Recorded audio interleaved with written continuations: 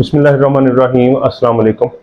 Easy homeopathy में आज हम बात करेंगे कि कौन सी वो अलामात हैं जिनको जानकर या जिनके ज़रिए से हमें पता चल सकता है कि हम कहीं खुदा न खास्ता अल्सर में मुब्तला तो नहीं हो गया, स्टमक अल्सर का मसला तो नहीं हो गया। तो इंग्लिश में हम इसे कहेंगे sign and symptom of stomach ulcer. तो स्टमक अल्सर के क्या क्या साइन सिम्टम हैं जिनको जानकर हमें पता चल सकता है कि हम कहीं अल्सर का शिकार तो नहीं हो गए। जी हाँ, आपने बिल्कुल सही गैस किया है। ये मुझे क्वेश्चन आया है और मेरे एक व्यूअर हैं, उन्होंने क्वेश्चन किया है कि हमें कैसे पता चल सकता है कि हम स्टमक अल्सर का शिकार हैं या नहीं है, या हम कहीं शिकार होने वाले हैं कि नहीं है, इस तरह की चीज़। तो सबसे पहले तो हम स्टार्ट करते हैं जी कि स्टमक अल्सर जो है उसकी कौन कौन सी अलामात है।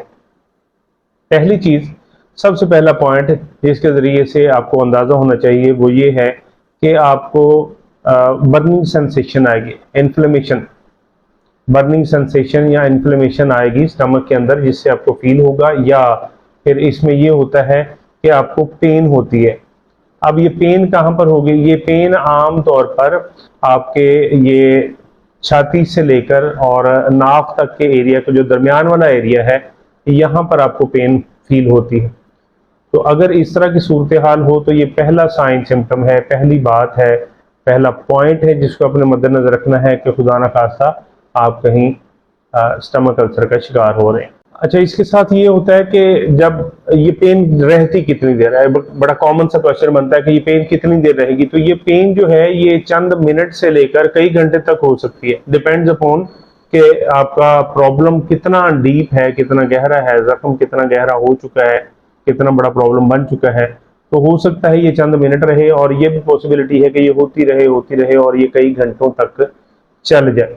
ये भी इसमें है पहला पॉइंट। दूसरे पॉइंट की तरफ चलते हैं। दूसरा पॉइंट ये है कि आपका वेट जो है वो लॉस होता है। वेट लॉस होता है अनइंटेंशनली। आप, यानी ये नहीं है कि आप डेलिबरेटली ऐसा करते हैं, आप डेलिबरेटली ऐसा नहीं करते, लेकिन आपको भूख नहीं लगती, खाया नहीं जाता, खाना कम खाया जाता है। कम खाना खाने की वजह से, चूंकि ये होता है कि आपको खाने से प्रॉब्लम हो रहा है, तो आप डरते हैं इस चीज से कि कहीं दोबारा ना हो जाए। आप खाना थोड़ा खाते हैं, डाइट थोड़ी लेते हैं। डाइट थोड़ी लेने की वजह से, जितनी डाइट पहले लेते थे उससे कम लेते हैं, उसकी वजह से क्या होता है, आपका वजन जो है वो अनइंटेंशनली कम होना शुरू हो जाता है, आप वीक होना शुरू हो जाते हैं। और ये दूसरा पॉइंट। तीसरा पॉइंट इसके साथ ये है कि ये प्रॉब्लम जो है ये आम तौर पर बेहतर हो जाता है जब आप कुछ खाएं पिए। यानी एम्प्टी स्टमक अगर है आपका तो फिर तो पेन होगी, शदीद पेन होगी, आपसे बर्दाश्त नहीं होगी। और जब आपका स्टमक एम्प्टी नहीं है, आपने कुछ खा पी लिया है, तो अब ये पेन ठीक होगी। तो ये भी साइन है, ये तीसरा बड़ा साइन जिससे आपको आइडिया होना चाहिए कि आप स्टमक अल्सर का शिकार होने जा रहे हैं। आमतौर पर ये होता है कि आपको लगता है कि आपका पेट भरा हुआ है, खाना खाने को दिल नहीं करता, अक्सर आपको भूख नहीं लगती और आपका पेट भरा भरा सा रहता है। और खाना आप कब खाते हैं या डाइट आप कब लेते हैं? जब आपको भूख लगेगी, और फिर जब आप डाइट लेंगे तो थोड़ा सा ही खाएंगे, तो आपको फिर फील होगा कि बस मैं तो फुल हो गया, अब मुझे जरूरत नहीं रही। तो ये भी एक इंडिकेशन है, that is called number 4th indication. चौथा इंडिकेशन जिससे आपको पता चल जाना चाहिए या आपको आइडिया होना चाहिए कि आप स्टमक अल्सर का शिकार होने जा रहे हैं, मतली होती है। पांचवा साइन जो है, मतली होती है और सम टाइम उल्टी भी आ जाती है। मतली होती है, उल्टी आ जाती है, और अगर उल्टी आए तो वो उल्टी का जो कलर होता है आमतौर पर वो कॉफी कलर होता है। तो कॉफी कलर की आपको उल्टी आएगी, जिससे आपको पता चलेगा आपका स्टमक ठीक तरह से काम नहीं कर रहा। स्टमक प्रॉब्लम मतलब अल्सरेटिक इश्यूज जो हैं वो हो सकते हैं। इसके साथ डकारें आना, डकारें जो हैं, ये छठा पॉइंट है। डकारें भी ऐसा ही होता है कि डकारें मुसलसल आती रहती हैं।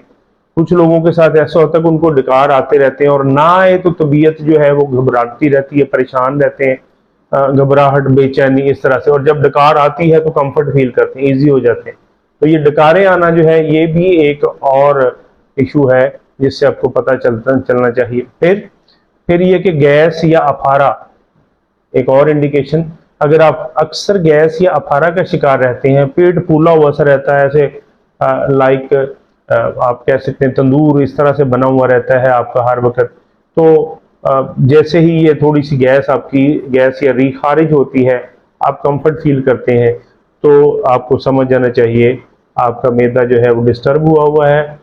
अब जब ये गैस का मसला पैदा होता है, अफारे का मसला पैदा होता है, तो फिर ये होता है कि गैस या अफारा जब आपका फैलता है, बढ़ता है, तो उसके नतीजे में ये जो गैस है ये ऊपर की तरफ ट्रेवल करती है, आपके हार्ट की तरफ ट्रेवल करती है। चेस्ट में जो है, इसकी चेस्ट के जो मसल्स हैं उनको उनके ऊपर प्रेशर आता है। जब उनके ऊपर प्रेशर आता है वहां पे पेन शुरू हो जाती है। अक्सर लोग इस पेन को, ये जो अफारे की वजह से हुई है, अक्सर लोग इस पेन को हार्ट की पेन समझ लेते हैं और वो कंसिडर करते हैं कि शायद हार्ट अटैक आ रहा है या हार्ट अटैक होने लगा है या मुझे ये इस तरह का इशू है।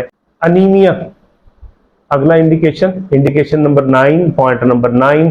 अगर खुदा न खास्ता आप अनीमिया का शिकार हो गए, आप कुछ लोगों को अनीमिया का ही नहीं पता होगा, तो मैं आपको थोड़ा सा आइडिया देता हूं। अनीमिया उस मसले को कहते हैं जब आपके ब्लड के अंदर रेड सेल्स जो हैं वो कम हो जाते हैं। रेड सेल जो हैं हमें जो ब्लड में होते हैं ये एनर्जी देते हैं, पावर देते हैं, इससे काफी सारे काम करने में आपको मदद मिलती है, आप एक्टिव रहते हैं, चुस्त रहते हैं। लेकिन जब रेड सेल्स जो हैं ये कम बने तो आप मुसलसल सुस्ती का शिकार रहेंगे, मुसलसल ढीले रहेंगे, मुसलसल डाउन रहेंगे, किसी काम को दिल नहीं करेगा, लेटे रहने को दिल करेगा, जिस्म में जगह जगह पर दर्दें होंगी, ज्यादातर जो है वो आमतौर पर लेग पेन्स होती हैं। तो ये जो कैफियत होती है ये एनीमिया की वजह से पैदा होती है। तो एनीमिया जब हो जाए तो भी आपको समझ लेना चाहिए कि आप खुदा न खास्ता कहीं अल्सरेटिक प्रॉब्लम का शिकार होने जा रहे हैं।